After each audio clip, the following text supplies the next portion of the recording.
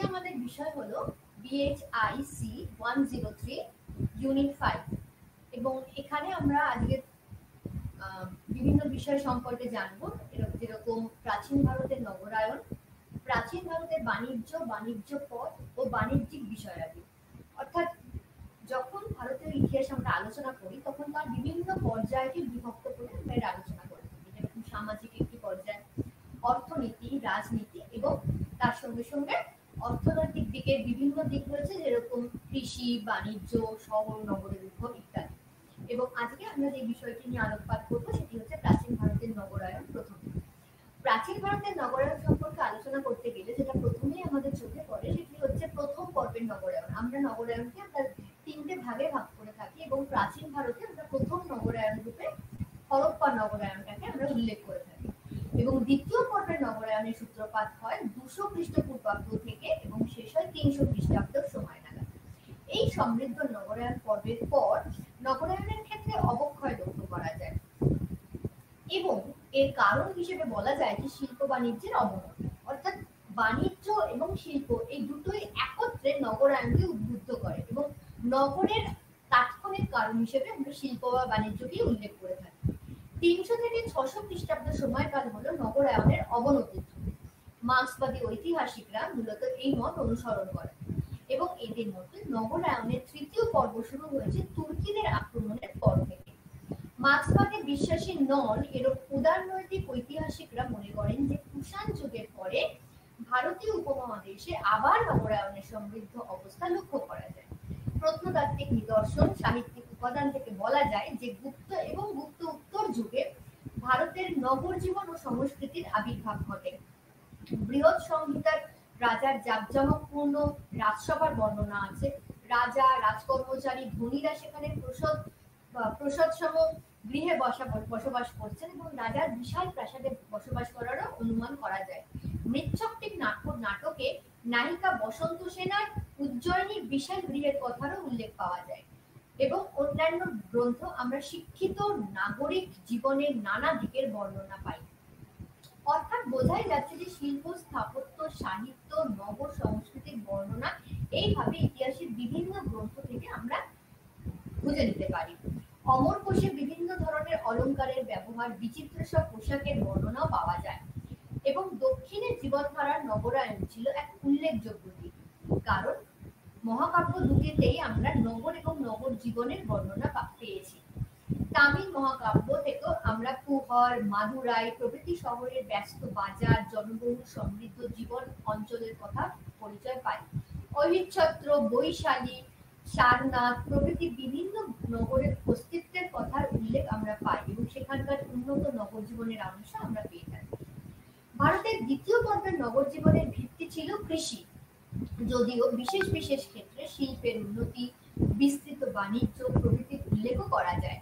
বাণিজ্যিক কাজকর্ম ছিল সুদূর বিস্তৃত। প্রাচীনকালে উত্তর পশ্চিমে পুষ্করাবতী ছিল একটি প্রধান শহর। কুষাণ যুগে এর অবনতি লক্ষ্য করা যায় এবং এর কারণ ছিল পুরুষপুরের উত্থান। অর্থাৎ পুরুষপুর উত্থান হয়েছিল বলে পুষ্করাবতী শহরটার অপেক্ষাকৃত অবনতি আমরা এই সময় লক্ষ্য করি। তার সত্ত্বেও বলা যায় যে পুষ্করাবতী একটি প্রধান বাণিজ্য কেন্দ্র রূপেই থেকে গেছিল। সেখানে একটি শহর ছিল এবং এর উপর বৌদ্ধ স্তূপের প্রভাব পড়েছিল। এই শহরের অনেকগুলি রাস্তা, নর্দমা, আবর্জনা ফেলার স্থান প্রভৃতি লক্ষ্য করা যায় এবং এর সঙ্গে সঙ্গে জলাধার রাখারও নিয়ম প্রচলন ছিল। উত্তর পশ্চিমে আরেকটি বড় শহর ছিল তক্ষশিলা এবং জানা যায় যে এই শহর অনেক কাল ধরে তার মৌল চরিত্র বজায় রেখেছিল। নগর বিন্যাসে বড় রকমের পরিবর্তন হয়নি। প্রধান রাস্তাটি এই শহরটিকে দুভাগে ভাগ করে। এই শহরের বাড়িঘরগুলি ছিল প্রশস্ত, ইটের তৈরি, তার উপর কাদার প্লাস্টার। এখানকার স্বর্ণালঙ্কার ও ধাতব দ্রব্য সাক্ষ্য দেয় যে ধনী লোকেরা এই শহরে বসবাস করত। পাঞ্জাবের অন্য একটি শহর ছিল শিয়ালকোট। এই শিয়ালকোট ছিল ইন্দো গ্রিক রাজা মেনান্দারের রাজধানী। অর্থাৎ যে শহরগুলির উল্লেখ আমি এখন করছি সেই শহরগুলির বেশিরভাগই ছিল রাজনৈতিক প্রয়োজন সাপেক্ষ। কিছু কিছু ক্ষেত্রে এগুলোতে আমরা ধর্মীয় সাপেক্ষ, ধর্মীয় চরিত্রের বৈশিষ্ট্য লক্ষ্য করে যাই। শিয়ালকোটের কথা আলোচনা করছিল এবং শিয়ালকোট ছিল একটি বড় বাণিজ্য কেন্দ্র। সিন্ধুর বদ্বীপ অঞ্চলে এটি একটি গুরুত্বপূর্ণ শহর ছিল। এছাড়াও আরেকটি গুরুত্বপূর্ণ শহরের উল্লেখ করা যায়, যথা পাটল। পাঞ্জাব এবং গঙ্গা অববাহিকার অনেকগুলো শহর নগরের ধ্বংসাবশেষ পাওয়া যায়। লুধিয়ানায় সুনেট সাংঘোল হলো এমন দুটি শহর। হিসার জেলার আগ্রহার হলো একটি শহর যেখানে অনেক পাকা বাড়ির সন্ধান মেলে। মিরাট জেলার হস্তিনাপুর শহরটি ছিল পরিকল্পনা মাফিক তৈরি, যেখানে পোড়া ইটের তৈরি বাড়ি ঘরের নমুনা মেলে এবং গোলাকার কূপ খনন করারও উল্লেখ পাওয়া যায়। দিল্লির পুরনো কিল্লা অঞ্চলে শহরের বিকাশ ঘটেছিল। মাটির, কাঁচা ও পোড়ানো ইটের দিয়ে তৈরি গৃহ নির্মাণ করা হতো। উত্তরপ্রদেশের অত্রিঞ্জ রেখার একটি শহর পাওয়া যায় এবং এখানে পাওয়া যায় পোড়া ইটের কূপ, ইটের তৈরি দেওয়াল, মেঝে, নর্দমা, শস্য ভাণ্ডার এবং শস্যাগার। মথুরা ছিল শিল্প কারিগরির একটি উৎকৃষ্ট কেন্দ্র। এই স্থানটি ছিল ধর্মস্থান এবং অন্যদিকে বাণিজ্য কেন্দ্র। অর্থাৎ বোঝাই যাচ্ছে যে ভারতে এই সময় দ্বিতীয় পর্বের নগরায়নের সূত্রপাত এই সময় থেকে হচ্ছে। সেই সময় থেকে প্রায় 300 খ্রিস্টাব্দ পর্যন্ত উত্তর পশ্চিম ভারত, পূর্ব ভারত এবং দক্ষিণ ভারতে প্রচুর ছোট ছোট শহর নগরের উন্মেষ করতে লক্ষ্য করা যায়। কোনগুলি ছিল ধর্মস্থান, কোনটি আবার রাজনৈতিক কেন্দ্র, কোনটি আবার প্রশাসনিক কেন্দ্র রূপে আত্মপ্রকাশ ঘটায়। মথুরা কারিগরি শিল্পের একটি উৎকৃষ্ট কেন্দ্র রূপে তার আত্মপ্রকাশ ঘটিয়েছিল। এই স্থানটি ছিল ধর্মস্থান এবং বাণিজ্য কেন্দ্র। এই মথুরা ছিল কুষাণ সাম্রাজ্যের দক্ষিণের একটি রাজধানী। এই জন্য রাজনৈতিক কর্মকাণ্ডের এটি একটি প্রধান কেন্দ্রস্থানও বটে। এই শহরটির সব বৈশিষ্ট্য ছিল নগরের: পোড়া ইটের তৈরি বাড়ি, রাস্তা, নর্মদা প্রভৃতি। অযোধ্যা এরকমই আবার একটি শহর ছিল। এখানে পোড়া ইটের তৈরি গৃহ এবং গোলাকার ইটের কূপ খনন করা হয়েছিল। পূর্ব ভারতের একটি শহরের নাম আমরা এখানে লক্ষ্য করি, সেটি হলো শৃঙ্গভেরাপুর। শৃঙ্গভেরাপুর, যেটি এলাহাবাদ, একটি বসতি পাওয়া যায় এখানে এবং এখানে বিশাল একটি জলাধারের অনুমান করা যায়। কৌশাম্বী ছিল অপর একটি ঘন বসতিপূর্ণ এরিয়া। সাধারণভাবে বলা যায় নগর এবং শহরগুলির দ্রুত সম্প্রসারণ ঘটে এই সময়। কৌশাম্বীর দুর্গ প্রাকার ছিল সুরক্ষিত একটি নগরের পরিণত রূপ, অর্থাৎ এটি দুর্গনগর রূপে এর আত্মপ্রকাশ করতে দেখা যায়। শ্রাবস্তি ছিল বৌদ্ধ ধর্ম এবং সংস্কৃতির একটি কেন্দ্র। এখানে প্রত্নতাত্ত্বিক খননের ফলে বৌদ্ধ স্তূপ, বিহার, মন্দির আবিষ্কৃত হয়েছে। আয়তকার ক্ষেত্র বিশিষ্ট একটি জলাশয় এবং অনেকগুলি বিহার এক জায়গায় এখানে পাওয়া গেছে। উত্তর বিহারের বৈশালী ছিল একটি শিল্প ও বাণিজ্য কেন্দ্র। অঙ্গের রাজধানী চম্পা ছিল দুর্গ প্রাকার দ্বারা সুরক্ষিত একটি শহর। বাংলাদেশের বন্ডোরা জেলার মহাস্থাননগর ছিল প্রাচীন পুন্ড্রবর্ধনের রাজধানী। করতোয়া নদীর পশ্চিমের তীরে অবস্থিত এই শহরটি ছিল পশ্চিমবঙ্গ, বিহার, তিব্বত ও আসামের বাণিজ্য কেন্দ্র। আসামের সঙ্গে সম্ভবত মায়ানমার, চীনের সম্পর্ক গড়ে উঠেছিল। দক্ষিণ দিনাজপুরের বানগড় ছিল বাংলার একটি প্রাচীন উপনিবেশ এবং ঘন বসতিপূর্ণ একটি শহর। এখানে বাড়িঘরগুলি ছিল পোড়া ইটের নির্মাণ। শহরটি একটি বিরাট জল নিকাশি ব্যবস্থাও লক্ষ্য করা যায়। ময়লা জল নিষ্কাশনের ব্যবস্থাও এখানে লক্ষ্য করা যায়। এই শহরটি কোটিবর্ষ নামেও পরিচিত ছিল। এখান থেকে অনেক প্রশাসনিক কাজকর্ম পরিচালনা করা হতো। বাংলার অন্যান্য প্রাচীন শহর হল তমলুক এবং চন্দ্রকেতুগড়, যেটি উত্তর 24 পরগনার অন্তর্ভুক্ত।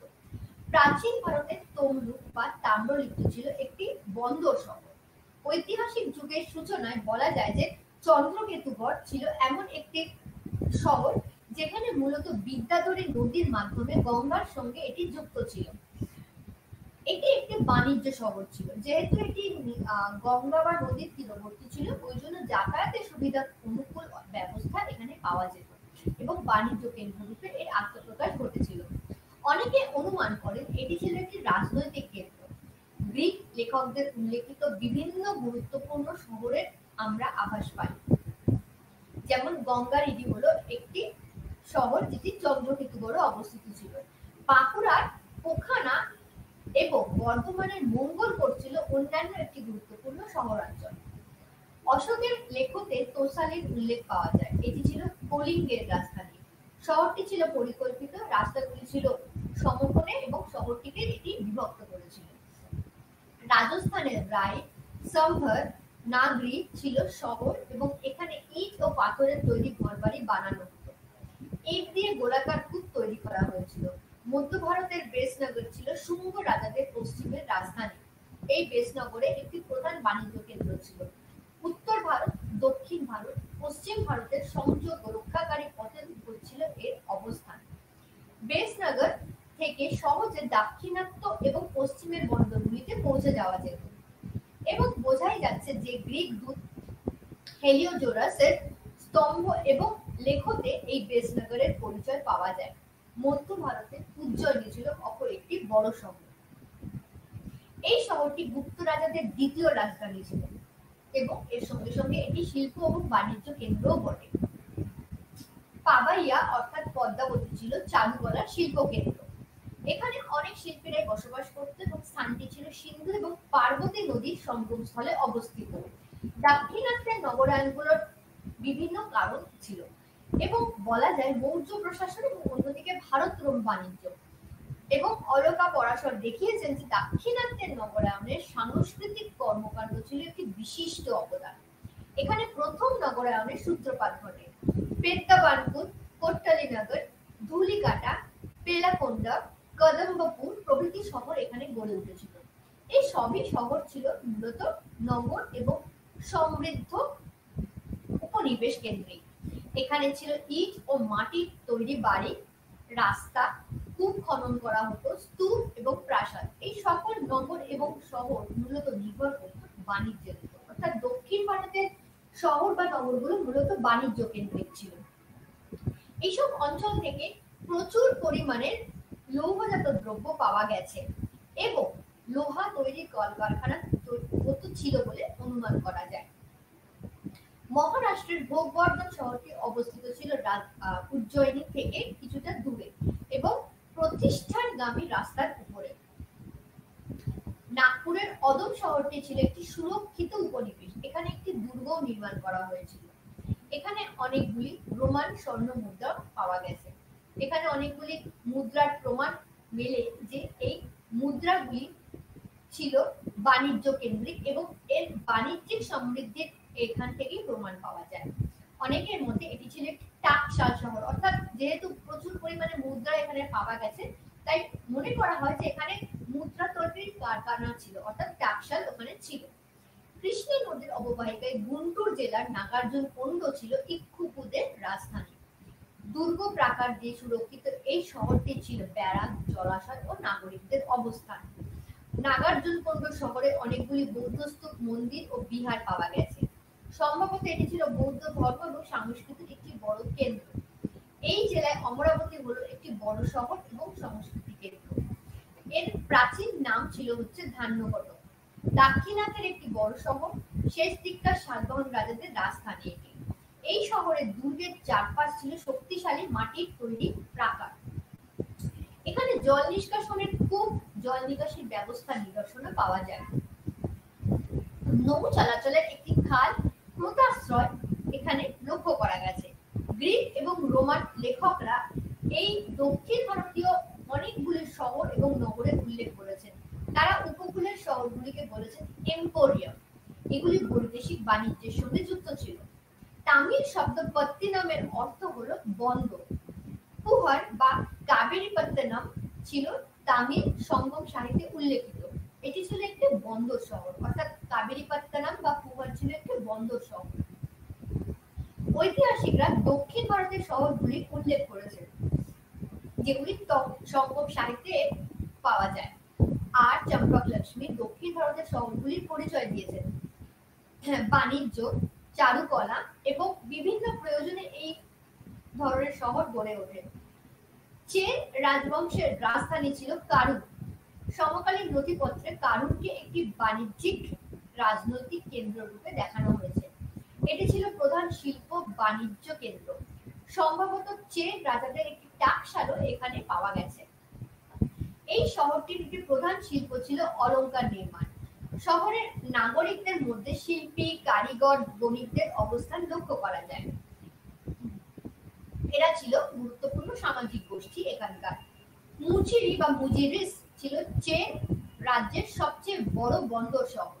পেরিপ্লাস থেকে জানা যায় যে জাহাজ ভর্তি পণ্য নিয়ে আরব এবং মিশর থেকে এখানে বণিকরা আসতো। পেরিপ্লাসে আমদানি ও রপ্তানি পণ্যের দীর্ঘ তালিকা মেলে। এই বন্দরের সঙ্গে মিশরের আলেকজান্দ্রিয়া বন্দরের লেনদেন চলত। পান্ড্য রাজাদের সময় পান্ড্য রাজাদের রাজধানী ছিল মাদুরাই শহর। সমকালীন সাহিত্যে এক একটি বিশাল সুন্দর শহর বলে উল্লেখ করা হয় এই মাদুরাইকে। এর তিন দিকে ছিল প্রাকার, চতুর্দিকে ছিল বৈগাই নদী।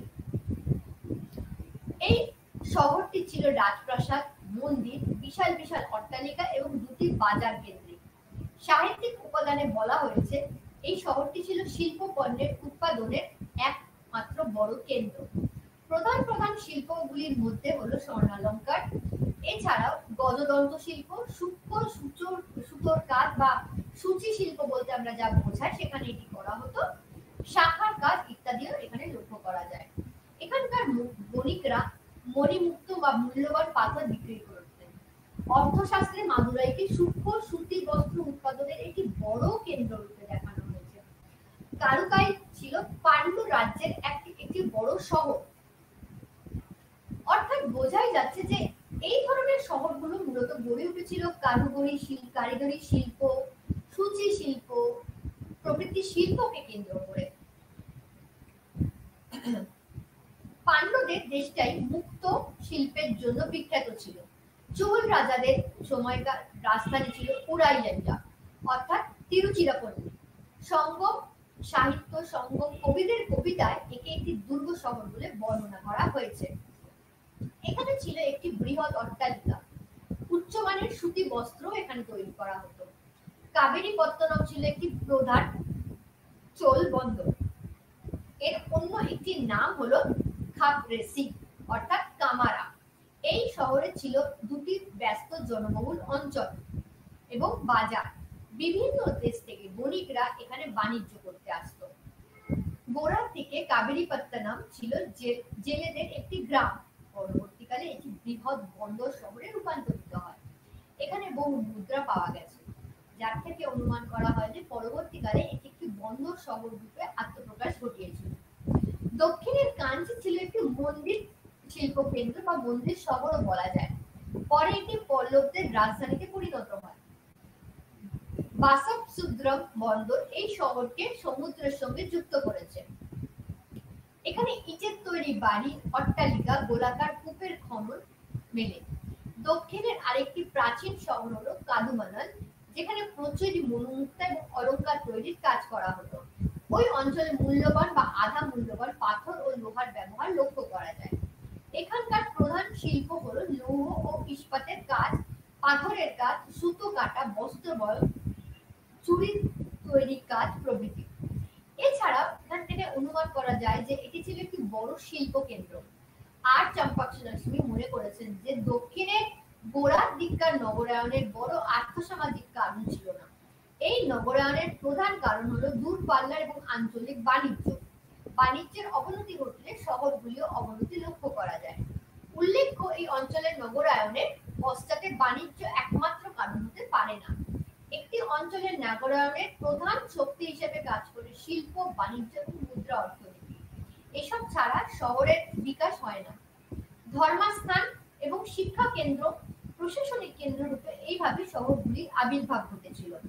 সামাজিক এবং অর্থনৈতিক শক্তির সমর্থন ছাড়া নগর বা নগর জীবন গড়ে উঠতে পারে না। এর বিপরীত তথ্য পাওয়া যায়, যেমন মহাজনী কারবারও এই সমস্ত শহরগুলোকে কেন্দ্র করে গড়ে উঠেছিল। ধর্মশাস্ত্রগুলিতে মহাজনী কারবার সম্পর্কে বিভিন্ন নিয়ম বিধিরও উল্লেখ রয়েছে। এইভাবে দেখা যাচ্ছে অর্থনীতির বিভিন্ন কেন্দ্রকে উল্লেখ করে বিভিন্ন শহরের আগমন করছে এবং এই শহরগুলি উত্তর পশ্চিম ভারত, পূর্ব ভারত, মধ্য ভারত এবং দক্ষিণ ভারতের বিভিন্ন অঞ্চলে ছড়িয়েছিল। কোনটি আবার দুর্গনগর, কোনটি প্রশাসনিক নগর, কোনটি রাজনৈতিক প্রয়োজন কেন্দ্রিক ছিল, আবার কোনটি আবার কারিগরি শিল্প ভিত্তিক নগর হিসেবে আত্মপ্রকাশ ঘটিয়েছিল। পরবর্তী যে বিষয়টি নিয়ে আমি আলোচনা করব সেটি হলো প্রাচীন ভারতের বাণিজ্য, বাণিজ্য পথ এবং বণিক সম্প্রদায়। শহরের আবির্ভাবের ক্ষেত্রে আমি ইতিমধ্যে উল্লেখ করেছি যে শহরগুলি গড়ে ওঠার ক্ষেত্রে মূলত বণিক, বাণিজ্য সমাজ, বাণিজ্য অর্থাৎ অর্থনীতির এই দিকটি একটি উল্লেখযোগ্য অঙ্গ ছিল। বাণিজ্য বা বণিক সমাজের আনুকূল্য ছাড়া কোনো বড় শহর গড়ে উঠতে পারে না। তাই অবশ্যম্ভাবীভাবেই আমরা এই সিদ্ধান্তে উপনীত হতে পারি যে এই সময় প্রাচীন ভারতের বাণিজ্য তার আভ্যন্তরীণ এবং সামুদ্রিক বাণিজ্যকে কেন্দ্র করেই গড়ে উঠেছিল এবং তার একটি বিশেষ বৃহৎ দিকও উল্লেখ করতে পারি। প্রাচীন ভারতের অর্থনৈতিক জীবনের একটি প্রধান কেন্দ্রই ছিল, প্রধান দিক ছিল বাণিজ্য। এই বাণিজ্য ছিল অন্তর্বাণিজ্য এবং বহির্বাণিজ্যে বিভক্ত। মুদ্রা অর্থনীতি যেটি গড়ে উঠেছিল তার প্রসার বাণিজ্যকে কেন্দ্র করেই গড়ে ওঠে। কুষাণ এবং সাতবাহন রাজারা খুচরো লেনদেনের জন্য খুচরো মুদ্রার প্রবর্তন ঘটিয়েছিলেন এবং যেগুলিকে আমরা কখনো বা আদুলি বলি, কখনো সিকি বলি, কখনো দুয়ানি, কখনো একানি পয়সা ইত্যাদি বলে থাকি। সাহিত্যিক উপাদানে স্বর্ণ মুদ্রার দিনার এবং রৌপ্য মুদ্রা পুরাণের এর উল্লেখ পাওয়া যায়, যাকে কর্ষপণ। কর্ষপণ ছিল হচ্ছে তাম্র মুদ্রা। দক্ষিণ ভারতের রোমান মুদ্রা দিনারি এবং চোল, পাণ্ড্য রাজাদের প্রচলিত মুদ্রার প্রচলন পাওয়া যায়। প্রাচীন ভারতের রাষ্ট্র সাধারণত মুদ্রা প্রবর্তন করত, তবে শহর ও গিল্ডগুলি মুদ্রার প্রবর্তন করেছে এমন নজিরও মেলে। পণ্যের বিনিময় ছিল কড়ির মাধ্যমে বিনিময় চলত। এছাড়া ধর্মশাস্ত্রগুলিতে রাজস্ব, মুনাফা বা সুদের হার ছিল, যেগুলি নিয়েও আলোচনা করা হয়েছে। যজ্ঞবল্ক্য স্মৃতিতে বলা হয়েছে যে রাজা ক্রেতা ও বিক্রেতার মাঝখানে বিভিন্ন ধরনের সমঝোতামূলক দায়িত্ব করে থাকতেন। পণ্যের বিনিময় ছিল কড়ির মাধ্যমে ছিল বিনিময় চলত। এইভাবে দেখা যাচ্ছে যে ক্রেতা এবং বিক্রেতার স্বার্থের কথা মাথায় রেখে স্থানীয় পণ্যের উপর 5%, বিদেশি পণ্যের উপর 10% লভ্যাংশের বসানো হতো। এই সময় মূলধনের উপরও অনেক বেশি ভাবে নজর পড়ে এবং মূলধনের উপযোগিতা, মূলধনের নিয়োগ ব্যবসাকে আরো বেশি সম্প্রসারিত করেছিল। বণিকরা রাজাকে 5% কর দিতেন। বিভিন্ন ধরনের গ্রন্থে আমরা প্রতারণা বা দুর্নীতির কথার উল্লেখ পাই এবং যার ভিত্তিতে শাস্তিও প্রদান করা হতো এবং মনে করা হতো যে বাণিজ্যকে কেন্দ্র করে প্রতারণা, বাণিজ্যকে কেন্দ্র করে বিভিন্ন দুর্নীতিমূলক কাজে যুক্ত হয়েছিল, যথা ঋণের ঝুঁকি নেওয়া, সুদের বিভিন্ন ধরনের ব্যবসা, ঋণ গ্রহীতার বিভিন্ন ধরনের কারুকার্য প্রভৃতির উল্লেখ এখানে পাওয়া যায়। বাণিজ্যের ক্ষেত্রে আমরা দূরপাল্লার ক্যারাভিন বাণিজ্যের উল্লেখ করতে পারি। জনগণের যাতায়াত ও পরিবহনের মাধ্যম ছিল এই সময় গরুর গাড়ি, রথ, নৌকো এবং পালকি।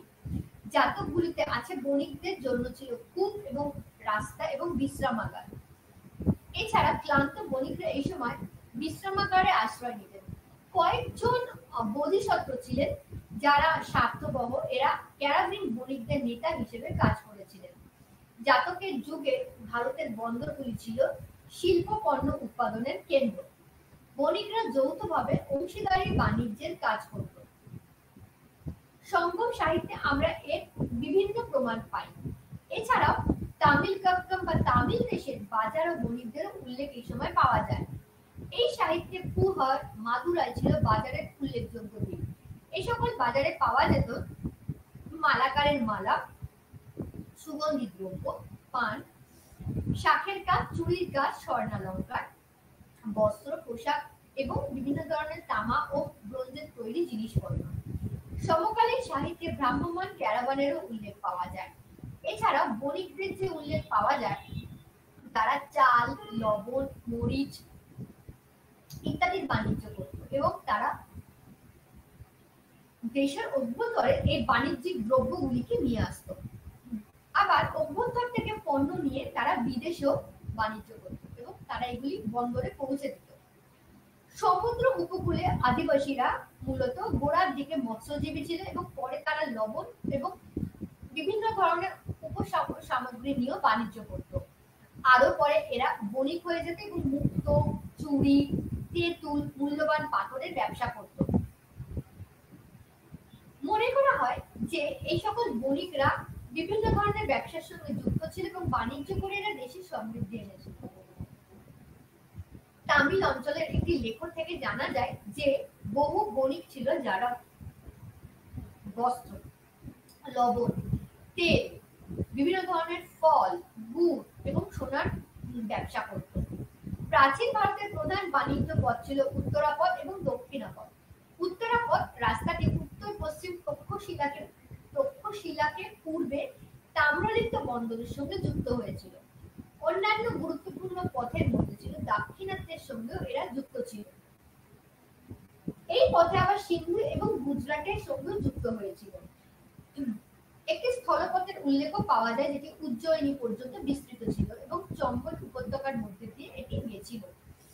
উজ্জয়িনী থেকে একটি বাণিজ্য পথ নর্মদা উপত্যকার মহিষমতি পর্যন্ত বিস্তৃত ছিল।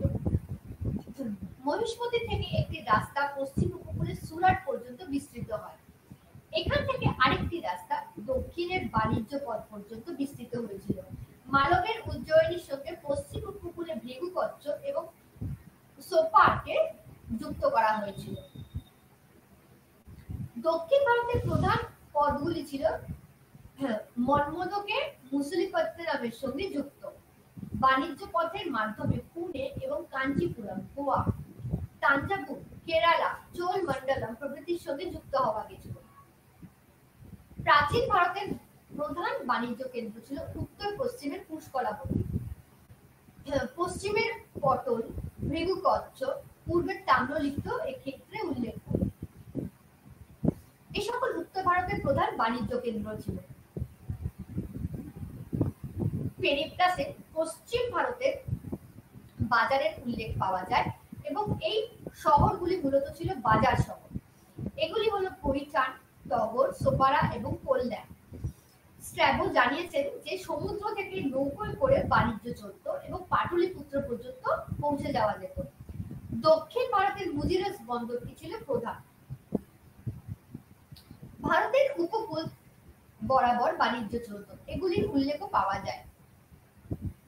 ভারত এবং ভূমধ্যসাগরের মধ্যে যে নৌ বাণিজ্য ছিল তাতে পূর্ব ভারতের বন্দরগুলিরও উল্লেখ পাওয়া যায়। এগুলির আভ্যন্তরীণ বাণিজ্য বেশ সচল ছিল। এই সকল বাণিজ্যের ক্ষেত্রে মূলত পণ্যগুলি হলো বস্ত্র, ইস্পাতের অস্ত্রশস্ত্র, পোড়া ইটের তৈরি বিভিন্ন জিনিসপত্র, ঘোড়া, উট, হাতি প্রভৃতি। জাতকের কাহিনীগুলিতে উল্লেখ আছে যে কয়েকটি শহর বিখ্যাত পণ্যগুলির মাধ্যমে বাণিজ্য করত। রেশম, সূক্ষ্ম মসলিন এবং চন্দন কাঠের জন্য বারাণসী বিখ্যাত ছিল। গান্ধারে তৈরি হতো লাল কম্বল, পাঞ্জাবের পশমের বস্ত্র এবং কাশীতে সুতি বস্ত্র উৎপাদন করা হতো। সূক্ষ্ম সুতি বস্ত্রের উল্লেখ পাওয়া যায় উৎপন্ন হতো কাঞ্চি এবং মাদুরাই শহরে। এছাড়া উত্তর ভারতে দক্ষিণ ভারতের ঘোড়াও পাঠানো হতো। ভারতের একটি প্রধান বাণিজ্য পণ্য ছিল গোলমরিচ। আভ্যন্তরীণ বাণিজ্য ছাড়া বহির বাণিজ্যের উল্লেখও এই সময় চোখে পড়ে। বৃহত্তর ভারত মহাসাগরীয় বাণিজ্য এক্ষেত্রে উল্লেখযোগ্য। এইচ.পি. রায় এই বাণিজ্যের উপর আলোকপাত করেছেন। তিনি জানিয়েছেন যে এই বাণিজ্য মূলত চলত বিভিন্ন পণ্য এবং বাণিজ্য পথের মাধ্যমে। এগুলি নৌকা তৈরি হতো এবং নৌকার মাধ্যমে চালানো হতো বিভিন্ন কৌশল এবং বিভিন্ন সম্প্রদায়, বিভিন্ন বণিক এই বাণিজ্যের সঙ্গে যুক্ত থাকত। ওই অঞ্চলের বাণিজ্যিক কাজকর্মের রাজনৈতিক, আর্থসামাজিক ও ধর্মীয় সাংস্কৃতিক তাৎপর্য লক্ষ্য করা যায়। পশ্চিম উপকূলের প্রত্নতাত্ত্বিক উপাদান থেকে জানা যায় ওই অঞ্চলের নৌ বাণিজ্যের উপযোগী ছিল। জাতকের কাহিনীগুলিতে বিভিন্ন ধরনের নগরের আভাস মেলে। নদী, সমুদ্র এবং স্থল বাণিজ্যের উল্লেখ পাওয়া যায়। মনে করা হয় যে ভারতীয় বণিকরা বাণিজ্যের সঙ্গে যুক্ত ছিল এবং দূরপাল্লার বাণিজ্যের সঙ্গেও এরা যুক্ত ছিল, যেমন দক্ষিণ পূর্ব এশিয়ার বাণিজ্য অর্থাৎ সুবর্ণদ্বীপ, রত্নদ্বীপ, শ্রীলঙ্কা, ব্যাবিলন প্রভৃতি অঞ্চল। পশ্চিমের বন্দরগুলি যেমন ভৃগুকচ্ছ, সোপারা, শ্রীলঙ্কা প্রভৃতির সঙ্গে যুক্ত হয়েছিল। এরা বিভিন্ন ধরনের বাণিজ্যিক উৎপাদনের মধ্যে দিয়ে বাণিজ্য চালাত।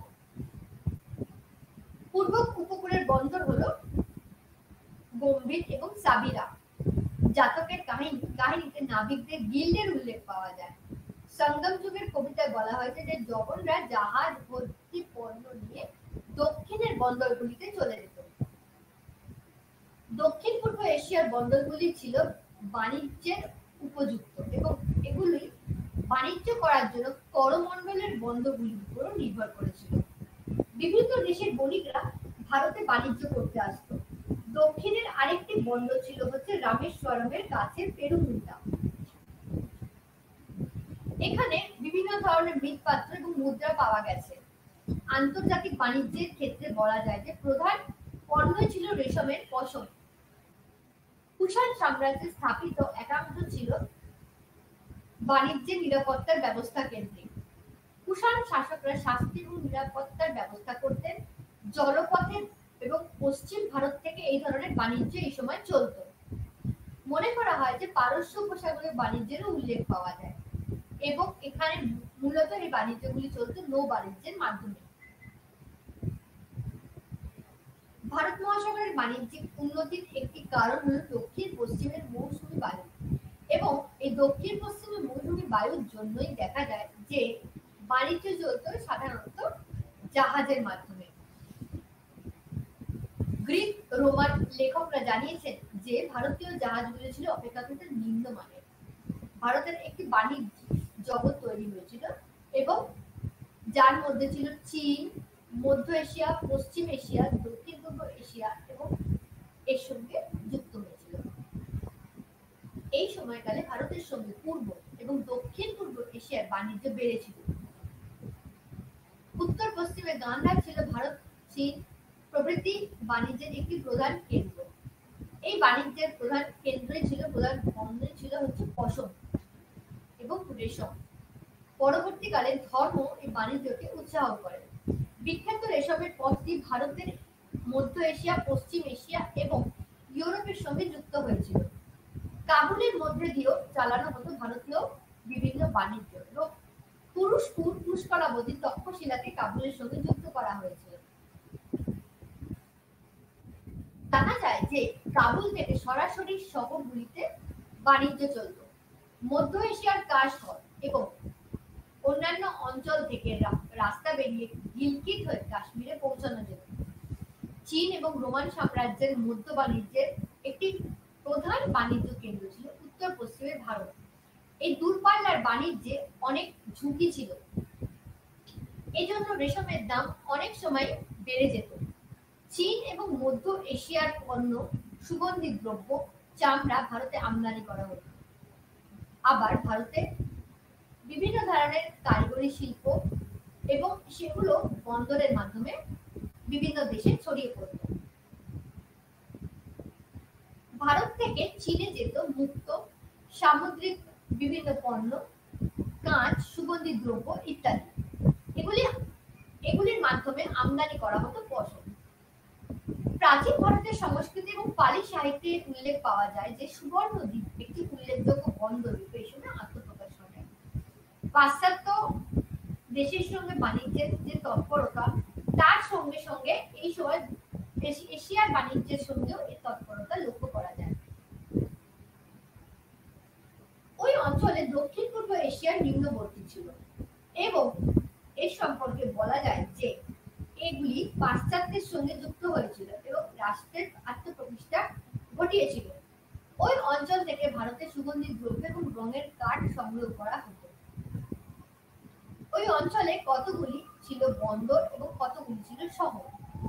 ভারতের ওই অঞ্চলের মধ্যে মধ্যে নৌ বাণিজ্য উল্লেখ পাওয়া যায়, অর্থাৎ নৌ বাণিজ্য এই সময় যথেষ্ট তার উদ্দীপনা নিয়ে এগিয়ে গিয়েছিল।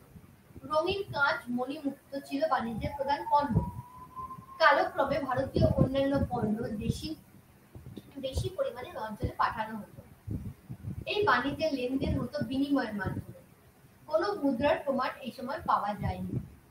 ভারতের এই অঞ্চল থেকে আমদানি মাধ্যমে বিভিন্ন ধরনের দ্রব্যের সন্ধান মেলে, যেরকম সোনা, মশলা, জৈত্রী, জায়ফল, এছাড়াও সুগন্ধি দ্রব্য, চন্দন কাঠ এবং কর্পূর।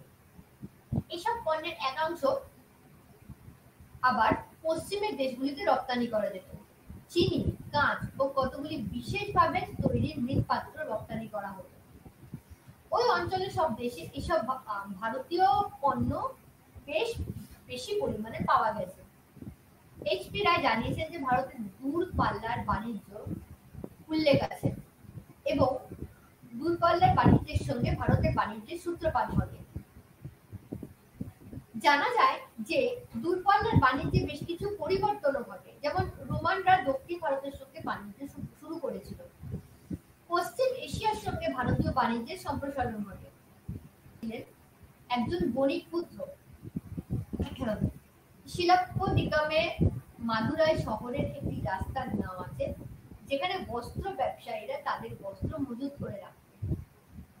তাঁতিরা কাবেরীপত্তনম বাজারে তাদের তৈরি রেশম, বস্ত্র প্রভৃতি মজুত রাখত।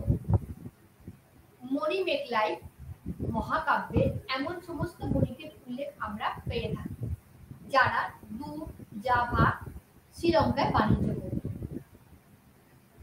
শিলাপ্পদিকরম যবন শিল্পীদের উল্লেখ আছে, যারা শহরে ভোগ্য পণ্য উৎপাদন করে আবার বিভিন্ন কাজেও নিযুক্ত হতো। এই মহাকাব্যগুলিতে বণিকদের ঐশ্বর্য এবং বিলাস ব্যাসনের উল্লেখ পাওয়া যায়। কেরালা উপকূলে গোলমরিচ, লবঙ্গের ব্যাপক প্রভাব ছিল এবং সেখানে চাষ করা হতো। এগুলি বিভিন্ন ধরনের শস্য এবং উৎপাদিত দ্রব্য এবং এগুলি রপ্তানি করা হতো। এসব মশলার চাহিদা বেশি ছিল দক্ষিণ পূর্ব এশিয়ার দেশগুলিতে। এগুলি আমদানি করে পশ্চিম দেশগুলিতে রপ্তানি করা হতো। দক্ষিণ ভারতের থেকে প্রচুর সুতি বস্ত্র রপ্তানি করা হতো। অন্যান্য রপ্তানি যোগ্য পণ্যের মধ্যে ছিল দামি কাঠ, রেশম, চন্দন কাঠ, মশলা, পশম ইত্যাদি। ভারতের উপকূলের বণিকরা শ্রীলঙ্কার সঙ্গে বাণিজ্য করত। এইভাবে প্রাচীন ভারতের বাণিজ্য তার অন্তর বাণিজ্য এবং বহির বাণিজ্যের মাধ্যমে তার বাণিজ্যিক ক্রিয়াকলাপকে সচল রেখেছিল।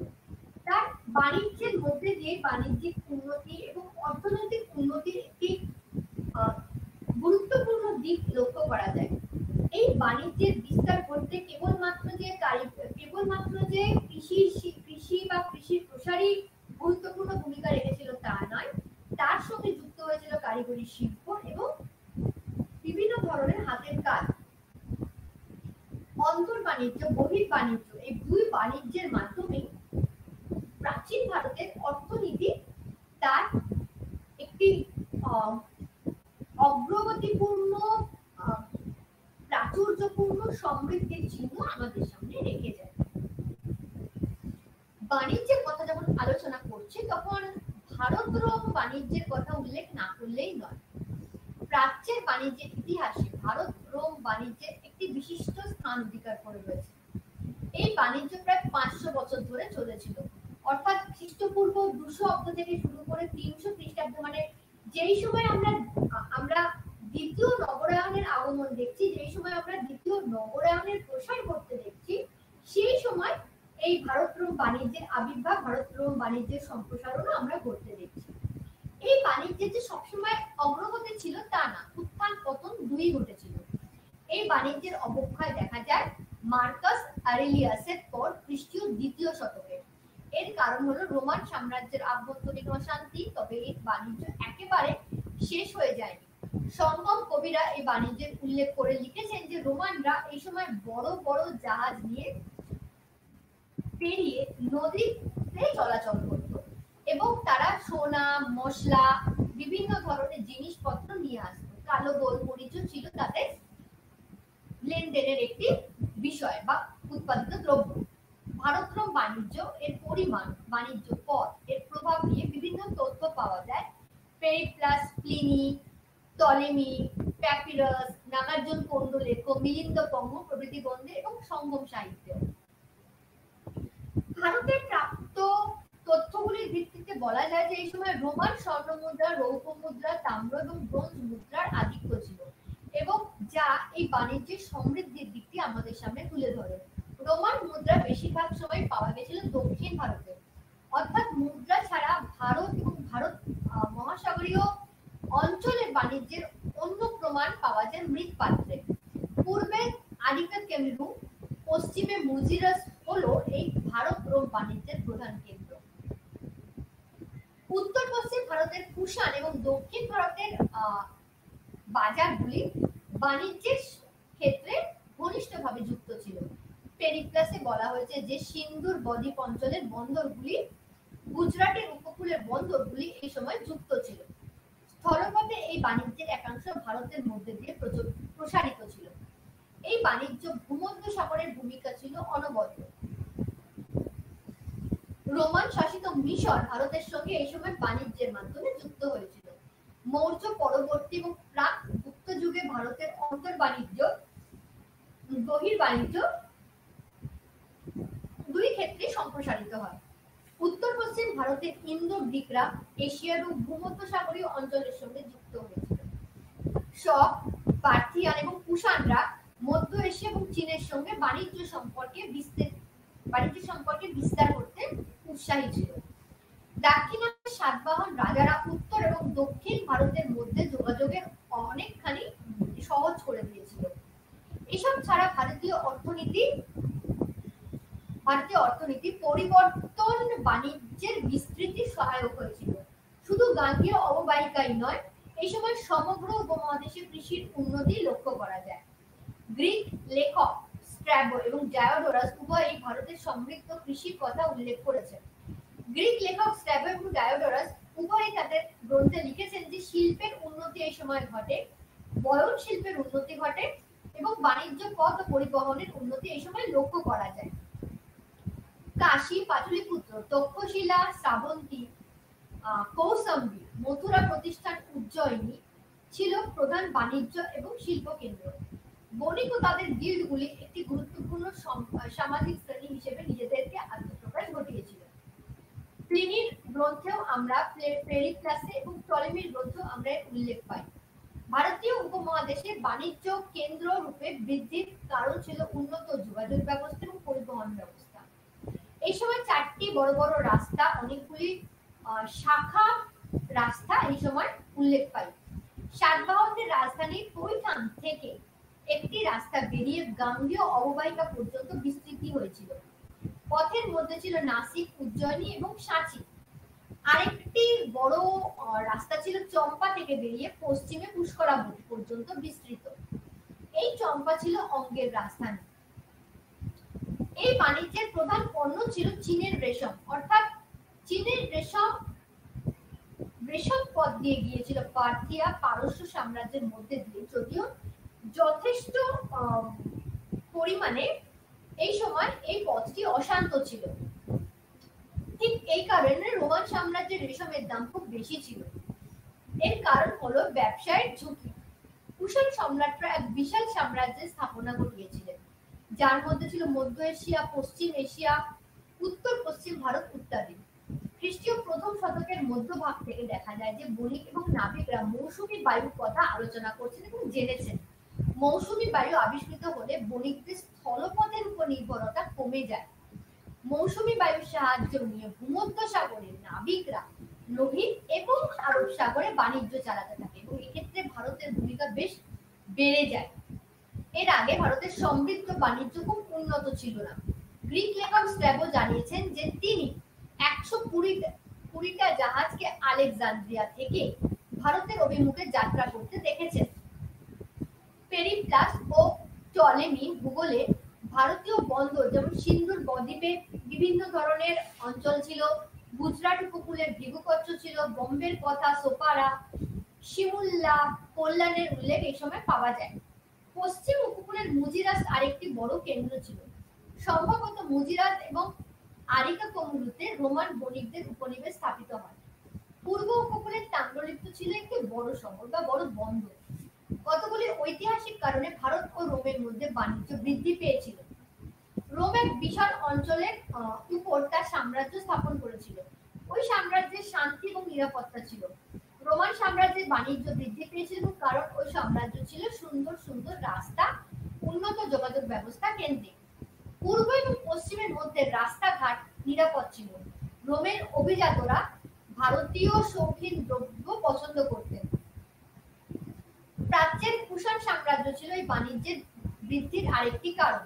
কুষাণ সাম্রাজ্য পশ্চিমের রোমান সাম্রাজ্যের সীমান্ত পর্যন্ত প্রসারিত ছিল। এই দুই সাম্রাজ্যের মধ্যে দীর্ঘস্থায়ী দ্বন্দ্বের অবসান ঘটেছিল 63 খ্রিস্টাব্দ নাগাদ। প্লিনি, পেরিপ্লাস ও টলেমির লেখা থেকে ভারত রোম বাণিজ্যের পণ্য ও চরিত্র সম্পর্কে অনেক কিছু জানা যায়। পশ্চিম উপকূলের কোঙ্কণ বন্দরগুলি ছিল কৃষিজ পণ্য, গম, চাল পূর্ব আফ্রিকা এর রপ্তানি করা হতো। ভৃগুকচ্ছ এবং মালাবার বন্দরগুলির থেকেও চাল রপ্তানি করা হতো। মশলার মধ্যে ছিল গোলমরিচ প্রধান। এর চাহিদা রোমের বাজারে ছিল ক্রমবর্ধমান।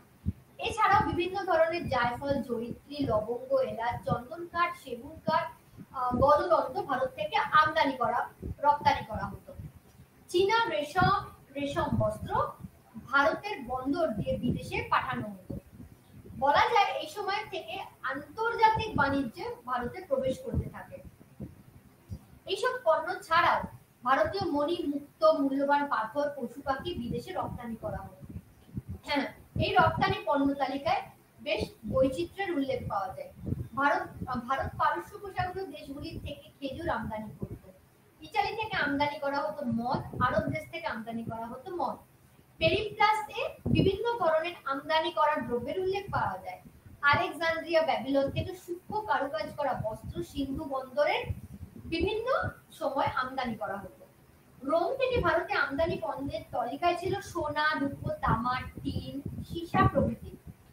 এইভাবে ভারত রোম বাণিজ্যের একটি উন্নতমূলক দিক, যা আমদানি রপ্তানির বিভিন্ন বাণিজ্যিক দ্রব্যগুলি থেকে আমরা এর সন্ধান পাই। এই সময় শুধু অর্থনৈতিক ক্ষেত্রেই নয়, ভারত রোম বাণিজ্যের প্রভাব পড়েছিল জনগণের জীবন এবং চিন্তা ভাবনার উপর। এর ফলে দেখা যাচ্ছে গ্রিক, ল্যাটিন ভাষার সংস্কৃতি শব্দের সংযোজন ঘটছে। শব্দ অবশ্যই বাণিজ্য সম্পর্কিত, যথা শর্করা, কার্পাস, বৈদুর্য প্রভৃতি শব্দ গ্রিক এবং ল্যাটিন শব্দ ভান্ডারে গৃহীত হচ্ছে। অন্যদিকে আবার গ্রিক শব্দ সংস্কৃত ভাষাতেও গৃহীত হচ্ছে। জ্যোতির্বিদ্যা, জ্যোতিষশাস্ত্রে সম্প্রসারণ ঘটছে।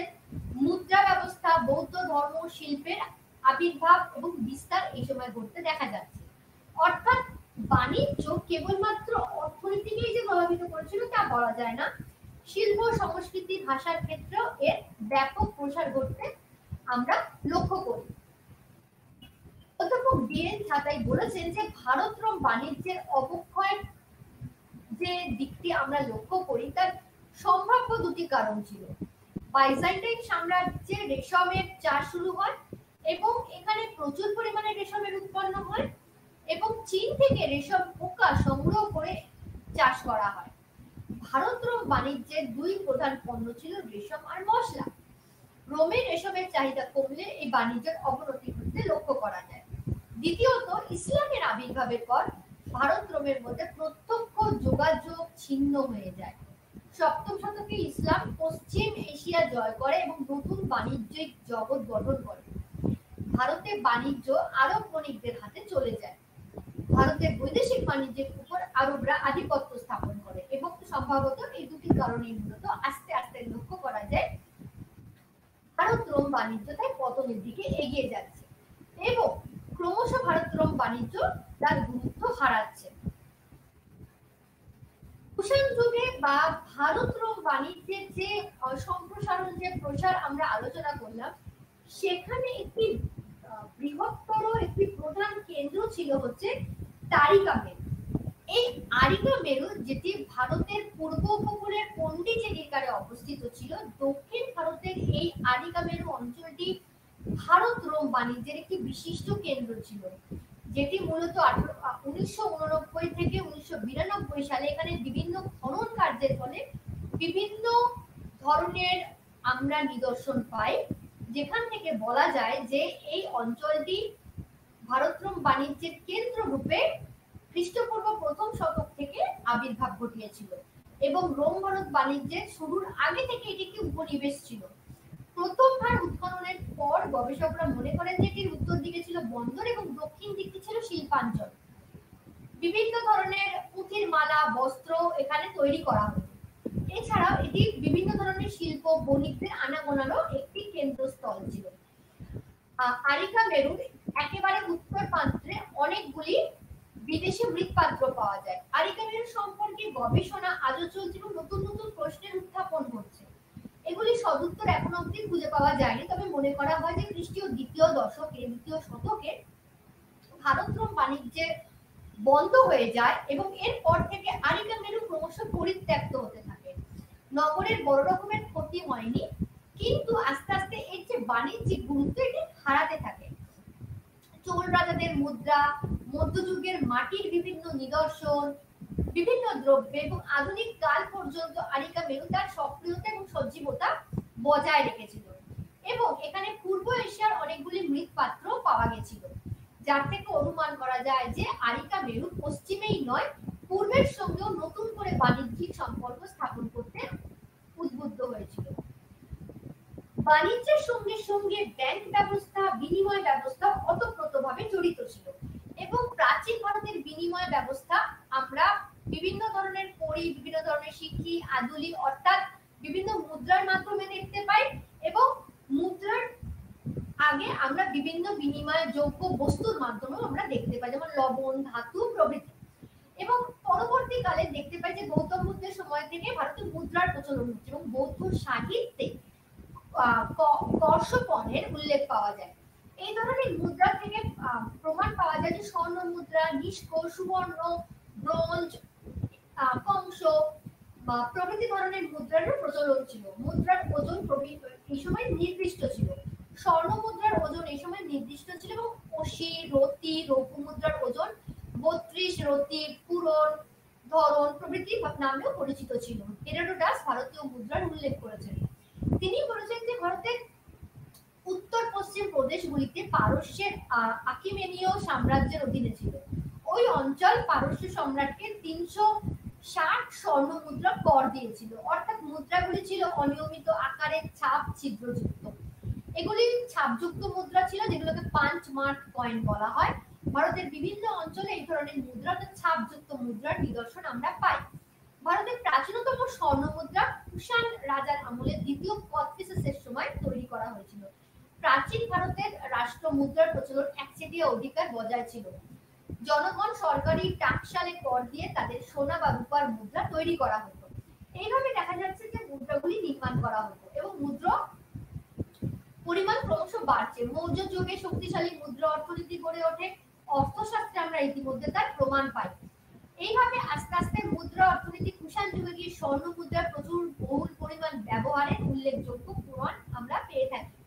এমনকি বাংলায় পরবর্তীকালে পাল রাজারাও অনেক সময় মুদ্রার প্রচলন ঘটিয়েছিলেন। বহু বিদেশি মুদ্রারও প্রচলন এই সময় লক্ষ্য করা যায়, যেরকম আর্কেমেনীয়, সেলুকি, পার্থিয়ান, গ্রিক, রোমান মুদ্রা প্রভৃতি ভারতীয় বাজারে এর প্রচলন ছিল। রোমান সাম্রাজ্যের নামাঙ্কিত মুদ্রা এই সময় বেশ বহুল পরিমাণে ব্যবহার হতে শুরু করে। বিশেষ করে দক্ষিণ ভারতে এই সকল মুদ্রার প্রচলন পাওয়া যায়। গুপ্ত রাজাদের সময় উন্নত মানের স্বর্ণ মুদ্রা, রৌপ্য মুদ্রার প্রচলন লক্ষ্য করা যায়। তবে সাম্রাজ্যের শেষ পর্বে এই মুদ্রার গুণগত অবক্ষয় লক্ষ্য করা যায়। ঐতিহাসিক কোসাম্বি মনে করেন যে গুপ্ত যুগের রূপোর টাকার দুষ্প্রাপ্যতা প্রমাণ মেলে, যা বাণিজ্যের অবক্ষয়কেই তুলে ধরে। প্রাচীন ভারতের আধুনিক ব্যাংক ছিল না, তবে ঋণ ও সুদের কারবার ছিল। ধর্মশাস্ত্রে ঋণ এবং সুদের উল্লেখ পাওয়া যায়। সাধারণত সুদের হার ছিল 15%। এইভাবে সুদ কেন্দ্রিক ব্যবসায়িক জীবনযাপনও এই সময় তৈরি হয়েছিল। এই হার ছিল নিরাপদ ঋণের ক্ষেত্রে, যেখানে ঝুঁকি বেশি সেখানে সুদের হার বেশি হতো। সামুদ্রিক বাণিজ্যের জন্য সুদের হার বেশি হতো। মনুস্মৃতিতে সুদের ক্ষেত্রে বর্ণ বৈষম্যের উল্লেখ করা হয়েছে এবং মনে করা হয়েছে যে বাণিজ্যের ক্ষেত্রে এই সুদের কারবার খুব বেশি গুরুত্বপূর্ণ ছিল। ব্রাহ্মণরা ঋণ নিতে সুদ কম হবে বলে এবং শূদ্ররা ঋণ নিয়ে সুদ বেশি হবে বলে। এর একটি অর্থনৈতিক কারণ ছিল, নিম্ন বর্গের দরিদ্র মানুষ অনেক সময় ঋণ পরিশোধ করতে পারত না এবং ঋণের ক্ষেত্রে ঝুঁকি ছিল বেশি। অর্থশাস্ত্রে স্বল্প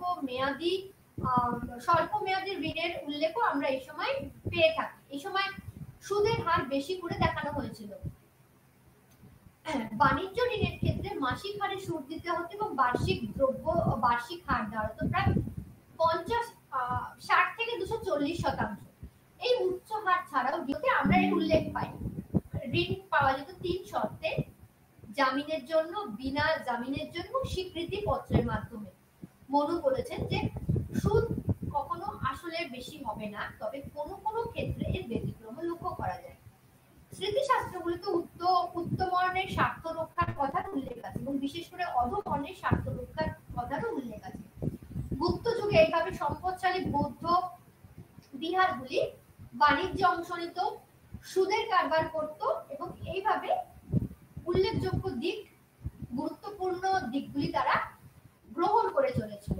অর্থাৎ প্রাচীন ভারতের ব্যাংকিং ব্যবস্থা, বিনিময় ব্যবস্থা, সুদের কারবার, মুদ্রা প্রচলন প্রভৃতির মধ্যে দিয়ে বোঝা যাচ্ছে যে প্রাচীন ভারতের অর্থনীতি বেশ খানিকটা অগ্রগতিপূর্ণ ছিল, বেশ খানিকটা উন্নতমূলক ছিল। এই উন্নতি কেবলমাত্র তার বাণিজ্য বা তার কারিগরি শিল্পীতেই প্রতিফলিত হয় না, বরঞ্চ তার গড়ে ওঠা শহর নগরগুলি, গড়ে ওঠা শিল্প নগরগুলি প্রভৃতির ক্ষেত্রেও আমরা লক্ষ্য করি। শিল্প শহরগুলি বা দুর্গ কেন্দ্রিক যে শহরগুলি গড়ে উঠেছিল সেখানেও প্রচুর অর্থের প্রয়োজন হতো। যে অট্টালিকা শহরগুলি এই সময় গড়ে উঠেছিল সেগুলিতেও প্রচুর অর্থের প্রয়োজন হতো। এই অর্থ মূলত শিল্প বাণিজ্যকে কেন্দ্র করে ভারতে প্রবেশ করত। ভারতের উন্নত কৃষি ব্যবস্থা, এই কৃষি কেন্দ্রিক যে অর্থনীতি সেটি মূলত চালিত হয়েছিল বাণিজ্যকে কেন্দ্র করে, অর্থাৎ কৃষি, বাণিজ্য, শিল্প প্রভৃতির দিক ওতপ্রোতভাবে একসঙ্গে যুক্ত হয়ে ভারতের প্রাচীন ভারতীয় অর্থনীতিকে সচল রেখেছিল। এবং বাণিজ্যকে কেন্দ্র করে যে অর্থনীতির আগমন মূলত আমরা মৌর্য সাম্রাজ্য, তার পরবর্তী কুষাণ, সাতবাহন, চালুক্য বা পরবর্তী গুপ্ত যুগও আমরা দেখতে পাই। তার ধারা কিন্তু ভারতের প্রাচীন ভারত এবং তার পরবর্তী মধ্যযুগ, মধ্য ভারতও আমরা লক্ষ্য করি। এবং এই অর্থনীতি তার ধারাপথ বহাল রেখেছিল, তার ধারাপথ সুগম রেখেছিল বিভিন্ন নগরের আবির্ভাবের মধ্যে দিয়ে। নাগরিক চেতনাবোধের উদ্ভব, নগরের উন্মেষ এবং নগর চেতনাবোধের আগমনের মধ্যে দিয়ে এই নগর কেন্দ্রিক জীবনযাত্রার আভাস আমরা লক্ষ্য করি। প্রাচীন ভারতের এই নগরগুলির উন্মেষ এইভাবে উন্নতির পথে এগিয়ে গিয়েছিল এবং নগরগুলিকে কেন্দ্র করে তাদের প্রাত্যহিক জীবনযাত্রা, নাগরিক জীবনযাত্রা একটি নব পর্যায়ে উন্নীত হয়েছিল। আধুনিক কালের মতো প্রশাসন, আধুনিক কালের মতো পৌর নিগম ব্যবস্থা এই নগর প্রশাসনের একটি দিক ছিল। এইভাবে লক্ষ্য করা যাচ্ছে যে নগর জীবন এবং বাণিজ্য ওতপ্রোতভাবে যুক্ত হয়ে প্রাচীন ভারতের অর্থনীতিকে তার ধারাপথ অনুসরণ করে এগিয়ে গিয়েছে। আজকের মতো এখানেই শেষ করছি।